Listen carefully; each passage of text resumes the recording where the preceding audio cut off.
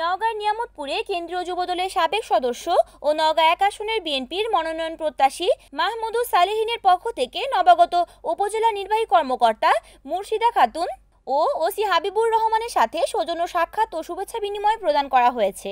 সোমবার বিকেল ৩টায় নিয়ামতপুর উপজেলা নির্বাহী কর্মকর্তার কার্যালয়ে এই মতবিনিময় সভা অনুষ্ঠিত হয়েছে। কেন্দ্রীয় যুবদলের সাবেক সদস্য ও নওগাঁ ১ আসনের বিএনপির মনোনয়ন প্রত্যাশী মাহমুদুস সালেহীনের পক্ষ থেকে নবাগত উপজেলা নির্বাহী কর্মকর্তা মুর্শিদা খাতুন ও ওসি হাবিবুর রহমানকে শুভেচ্ছা প্রদান করেন নিয়ামতপুর উপজেলা বিএনপির সাবেক সাংগঠনিক সম্পাদক ডাক্তার আইনুর রহমান।